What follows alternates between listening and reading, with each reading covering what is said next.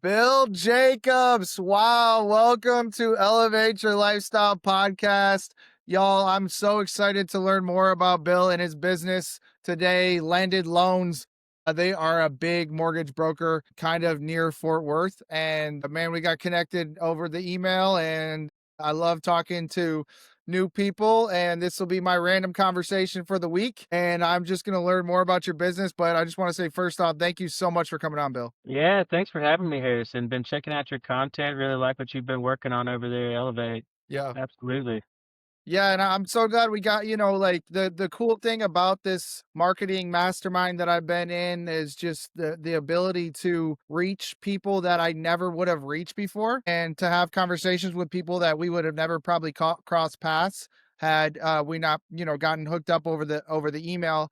And so it's so great to have these random conversations with new people and really start to grow the network. And I've been telling you a lot about the cool stuff in Dallas. You got some cool stuff in Fort Worth. I'm ready to hop on the train and come meet you, bro. Yeah, absolutely. Specifically telling you about tulips over there. If y'all hadn't checked it out, coming from Dallas on the train, the last stop on the train in Fort Worth, there's a music venue right across the street that is killer for everybody. People of all types, all kinds of music. I mean, anything from emo to Texas country singing songwriting. It's everything in between. Metal rock, tattoo parties. And they're doing it all over there. What's the name of it? Called Tulips Fort Worth. Tulips. And Shout how out to many people can Tulips it and my fit? boy Jason. Do what? How many people can it fit? I think it's about 500 cap. Wow. Okay. So, just the right size for the people that are almost famous. Yeah. Yeah, they're that you can really fill the 500 people you can really fill up as a maybe independent artist. So that's really dope. What hot question? What is your what's Bill going to listen to? What's in your what's on your iPod or iPad, or it's not even an iPod anymore. What's on your what are you streaming? Man, I'm kind of the same as Tulips, right? I'll do anything from Texas country and bluegrass all the way to Odessa, Rufus. Wow, okay. Come There and we seen go. them a couple times over in Dallas. Anything, Who all that in between. Texas country who? I mean, mine's Cody Johnson. Who's yours? Man, honestly, I think a lot of my music tastes kind of got left in the early 2000s, but like Ryan Bingham, yeah, Wow. William Clark Green, something like that. Love it. Just, a little bit Before old I school about discovered Texas country. I hadn't even discovered country yet. I was in Michigan and Detroit in my hip hop stage, and then I moved to Texas, and in 2016, and these girls that we were hanging out with, they were real Southern girls from East Texas, and they introduced me to Cody Johnson, and that was Cody Johnson was like a game changer for me. Are you familiar with Cody Johnson? I am. Yeah, a little bit. Somebody else I was just thinking of, if you up and comer out of East Texas, Don Lewis. He's come and played a fundraising party for us before, and he's got a spread to him. He'll do hip hop to Texas country, but Really? he's got some like good old classic Texas country style. What's his name? Don Lewis. Don Lewis. All right. I got an hour drive to go show in Denton right after this. So I'm gonna check Don Lewis out. But Texas country is really, I feel like that it's like well, first off, country in general is finally getting its due in the music industry. If you look at those hot songs, everything's promoted, really country's just taken over, and it's cool to see. I feel like it's, country in general is a little bit more high vibrational, like more, lovey-dovey, and just, talking about real issues. So it's good to see that genre really start to prosper. And yeah. Yeah, and Fort Worth is arguably the home for Texas country and rivals Nashville, right? We've also got the biggest honky tonk in the world. But yeah, I mean, you got to come I over didn't to know do that. it. I mean, what are you talking about? Billy Bob's? Yeah, Billy Bob's, Yeah. man, biggest Oh honky tonk yeah. in the world. Dude, Billy Bob's, oh, man, I guess this is Elevate Your Lifestyle, so it is honest conversations. Man, I've had some tough drives home from Billy Bob's. I had to stop. I didn't know there was a train, but there was a couple Yeah, times I drove out there, and I'm like, man, there is no way I should be in a motor vehicle right now, especially driving. So I haven't gone in a while, but I definitely want to come out there. I'm gonna ride the train though next time, or just get an Uber. But that Uber ride it's a tough Uber brutal. ride. Yeah. It's brutal. Yeah, you gotta catch that last train. And yeah, I mean, another excuse to come over here, I was telling you about my fundraiser. It's generally at Tulips called the Funky Town Get Down. Uh, Funky Town Get Down, you don't say. that's get with an I, buddy. Get with Well, that's amazing. What is that? So it'll be in November. We need to pin the date down. Okay, As Tulips gets more popular, it's harder to get on their schedule, but I'm there. I'll for sure let you know. It's a You good have me time. at Funky Town. Yes, sir. That's so what is it? Is it a, I mean, fundraiser? Is it I mean, I'm assuming there's music involved? Yes. Yeah. I know you're event oriented. So we started a scholarship fund called Fort Worth Abroad, which was basically we give college students scholarships to study abroad as long as they graduated from a Tarrant County high school. And the way that we originally got the word out and raised money for it was having the Funky Town Get Down, right? So Yeah. we've got, So it's an annual thing? generally at few bands. Do what? Annual or semi-annual, or is it Annual. Yeah, we're coming okay. up on our 10th annual, honestly. Wow, wow. Yeah, so we'll have a Congrats. few bands playing live music. It's always a good time. So this one is the 10th one? It's coming up on the 10th one. Yes, sir. Dude, I'm in. You got my full support. We're gonna help out get this thing. We'll bring some Dallas folks over that way because it is cool. It is, people don't realize that like Dallas and Fort Worth, they're like two different planets. And then also how if you come and stay in Arlington for a game at AT&T Stadium, how you could literally have two completely different experiences, 2 different days. You know, you could go to Dallas and have one experience and then go to Fort Worth and have a completely different experience. And I just feel like, you touched on how Nashville is, we talked about Texas country being, and I didn't even realize that the Texas country was so big in Fort Worth. I need to get out there more, but it's like, I just feel like Dallas is so ready to be a destination. And I guess DFW, since we're concluding Fort Worth, like is so ready to be a destination where people come in and like fly in just like Nashville. And I feel like we're so close. And that's really been my mission with this podcast and with just everything that I've been doing with Elev8 is just, man, y'all, it's so fun here. Like there is so much to do. We just don't, necessarily have that reputation yet. But I feel like once, and I'm sure gambling's coming. Once gambling comes, we got the stock exchange coming here to Dallas. Like Fort Yeah. Worth, I didn't even, I live here and I don't even think about it as Texas country, and I love Texas country. So one thing about this podcast that I've been just trying to get out of my shell and just network with more people. So Funky Town Get Down, calm me down. And then I also want to just come listen to some Texas country out there too. Yeah, man, come on. No, I mean, I agree that you're onto something there. I mean, there's definitely different worlds between Dallas and Fort Worth, and the classic joke in Fort Worth is, kind of hating on Dallas, and people from Dallas are like, "Well, I don't even know how to get to Fort Worth, so I don't care." But for a tourist, I agree. You've got a lot of opportunity. I mean, Dallas being one of the most modern cities, action-packed, young professionals, in the world. And then you've got Fort Worth with the Texas roots. I would argue it's the most Texas city in Texas. Yeah, I would agree. And for tourism, I think that there's a really nice, full, big picture there and wide spectrum of things to do.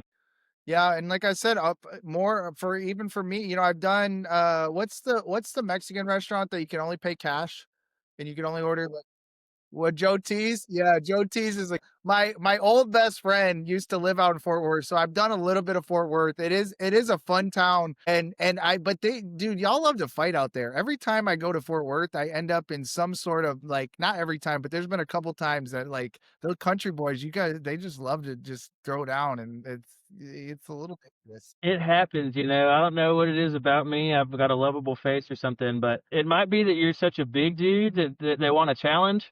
Yeah, yeah, It could be a it's thing. or just the company I was keeping. It may have been the issue at the time as well. It could have been a little bit of both. It's possible. It's possible. You Are come you out with me, from Fort Worth? we'll have your back.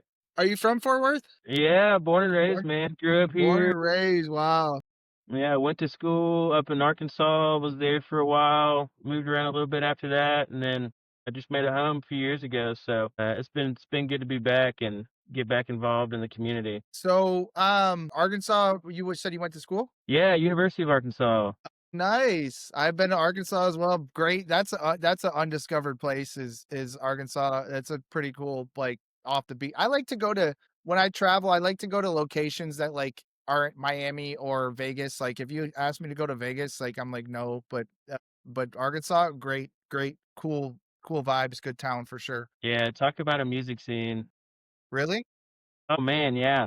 So they've got George's Majestic Lounge. It's pretty much on the same circuit as oh, what's the old school theater there in Dallas? The Granada Theater. It's pretty much on the same circuit as Granada Theater, but it goes to a small town. So I mean, all the real music lovers get out there, and it's a good time. It usually turns into a dance party. But then there's a Da- lot of bluegrass and stuff going through there. I mean, it's like just the music fans are they're strong. So I've got a lot of love for Fayetteville, Arkansas, man, for sure. So graduated, what was your degree in? So it's actually in international agricultural economics. I've got a master's in that. Wow. So yeah, so that's kind of what sprung, I think one of the ways we connected was my market update for DFW real estate, which I do weekly. That economist background really helps with that. But yeah, it's not so much on agriculture anymore. We've kind of pushed the farmers out of DFW with Yeah. development. Yeah. So, I guess, can you just walk us through, I mean, Lendid Loans is the business, but can you just kind of walk us through what it is you do, what makes y'all different? I mean, the market update is badass and just kind of, just walk me through. Yeah, obviously you're a loan officer, loan company, and what makes y'all different than the other loan companies out there, except other than the Funky Town Get Down. We've already talked about that. Yeah. That's a good one for Fourth Abroad. So the Lendid Loans, it's a brokerage. It really puts the power into the loan officer hands instead of keeping it at the corporate level. So I mean, I've got full use of my margin and how I want to handle that, the cost per file that I want to bring into my business. So that's basically the platform that I get to jump from. So then as brokers, instead of just having one vertical and working through one bank, we've got a lot of different investors that we could send our mortgage loans to. And in my opinion, the positive of that is I become the investor's client, right? So they're fighting for my business where, an underwriter's not going to take a bunch of time. They're not going to try to make things difficult. Whereas on a vertically integrated company, the underwriter's your colleague, right? And it's kind of like, oh, well, Bill can wait. We've got these other things that are priority. So I've really liked that. The service I get as a loan officer, files get through quickly, things get done well, and the pricing is competitive. You're not paying for a lot of middle management. We're lean and mean, kind of cut the fat and get things done. So are you a broker then? You can shop multiple policies or like multiple or like you're like a Quicken Loans, like which one? Yeah, so I can, I've got a dozen different investors is what you call them. It's kind of like that next level between me and Fannie Mae, Freddie Mac, Ginnie Mae, where I can shop it around. So it's kind of like a lot more people have heard of it in insurance. So it's kind of like Goosehead, right? To where you can shop a bunch of different providers and see who's the most competitive. And then you also kind of got to weigh that with who's the best at their job, right? And processing. Yeah. So So what would you say sets you apart from the other brokers out there other than I mean there's lots of brokers. What makes you like what makes your clients come back? Like what would you say is like your number one thing? So the way that I run my business, and I've kind of started this brand, Texas Homebuyer Guides, right? So I'm not trying to sell you, I'm trying to advise you. It seems like there's a lot of people in the broker or in the mortgage world in general that are just want to be good salesmen and they learn responses to your objections, um, that might sound good, right? But sometimes there's not like a whole bunch of truth to them. For example, when people are super rate oriented, a lot of people will like to bring up the temporary buy downs. In my opinion, that's an overly complicated financial tool that makes you sound smart and makes people say, okay. I think there's a place for temporary buy downs, but 9 times out of 10, you probably ought to. Hold on. All right, Bill, we had a little bit of technical difficulties right there, but so we were talking about I think we got left on a little bit about your business in Fort Worth specific and just what makes you different from other agents. Yeah, so, basically what I've kind of seen is there seems to be a lot of salesmen in lending and saleswomen, but a lot of it's just, learning how to respond to objections in a way that sounds good, but might Yeah, not okay. necessarily be true, might not necessarily be to the best benefit. So I kind of started this brand, Texas Homebuyer Guides, and our goal is just to be honest, right? We don't want to sell people. We want to give advice. We want people to be sold that on the fact that we're giving them good advice. So really just ideally setting people up for positive real estate investment So experience.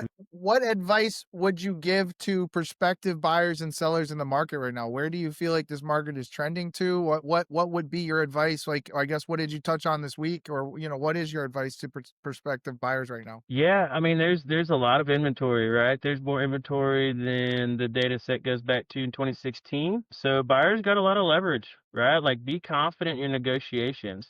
Sellers, I think you got to get real. I don't think Yeah, that we can sustain those 2022 highs or and really much close because I mean you can rent for a lot cheaper than you can buy in a lot of markets right now. And it depends what you're looking for, right? It depends on your why as a home buyer. But I mean, there's a lot of room for negotiations, right? And there's deals to be had out there and some savvy buyers are taking advantage of it. yeah, yeah. I think 100% buyers market right now. Listings are sitting, and to be honest with you, like, prices are they're inflated, It's like houses, I mean, affordable, like anything you're like, "Oh, that's nice, 600." It's like everything, minimum 400 to get into a house now is, and then when you consider that interest rates have gone from 3 to 6, I went from paying 4,200 a month on my mortgage to paying 6,500 when I moved, and it was the same price. They both were the same exact price, same square footage, same layout. My payment went up 200 or 2 grand a month just off the interest rate. So I think people are really locked into uh, their current homes right now. Unless you have to move, you're not moving. Unless you really want to move, you're not moving because you can't sell your house. And I think you're just gonna have to really. People are just gonna start to have to get, just understand that if you bought before 2021, you're in good shape because you have 200K in equity. Yeah, okay. Are you selling for a record high anymore? No, but you still have, pretty good equity in the property.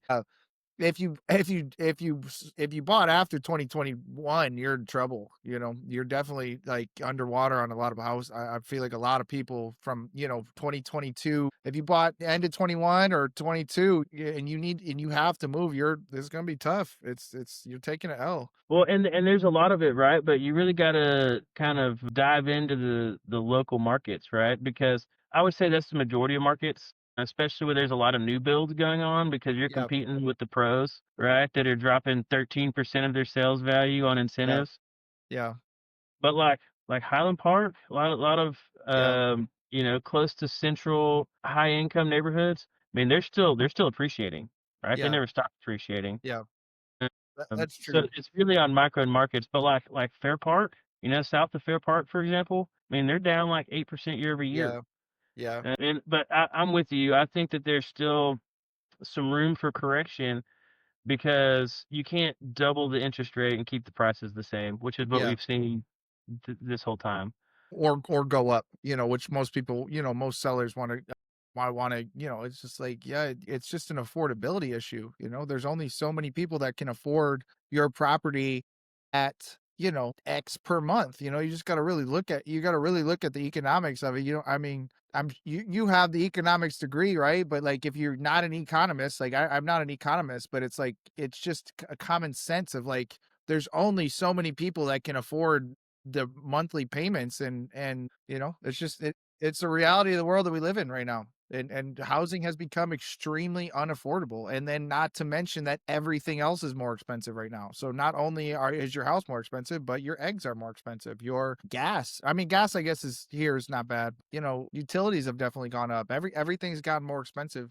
So it's definitely an interesting time to Yeah. be living. you know Well, and what happens is people look on Zillow and their monthly payment calculator is usually wildly off from the reality. And then, my biggest objection, and I get it, I'm not trying to fight it with fake facts, but somebody wants to buy a 3-bed, 2-bath house and it's $500,000 and their monthly payment's going to be 4 grand with Yeah, 20% down. And they're like, well, wait, I'm renting a house exactly like that right now for 3 grand. yeah, yeah. It's like, well, And what? it's so opposite of what it was, because that's how I mean, in 2020 when interest rates dropped, like, I had all apartments. So I started in 2018 with luxury apartments, and then I had built such a big database of luxury apartment, lessees, and then interest rates dropped to 3%. And my whole marketing strategy was, hey, listen, you're paying 3 grand in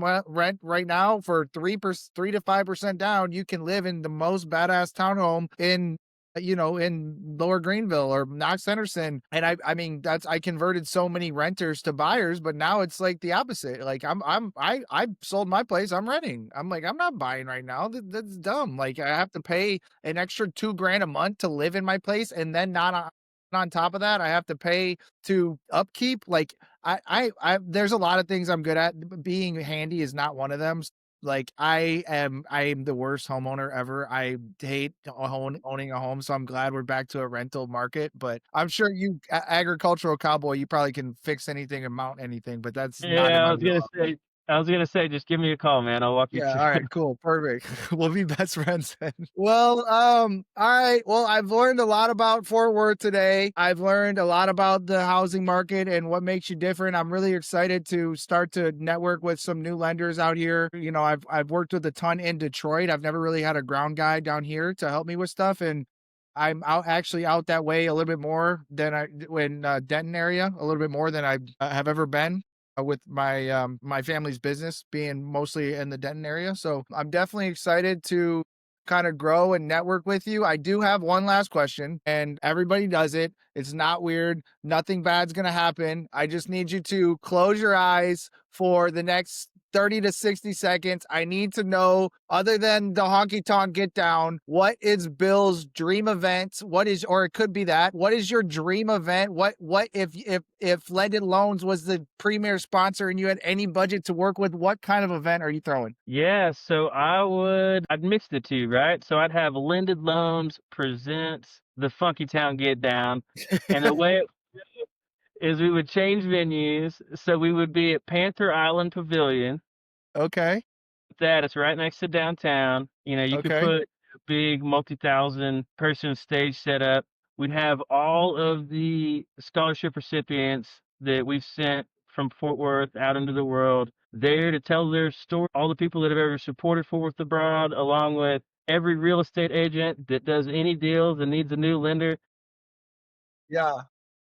Everybody'd be there swapping stories, especially travel stories. Talking about how studying abroad and significant periods of time outside of the country can benefit your outlook. And most of them probably say they're thankful to be back home today.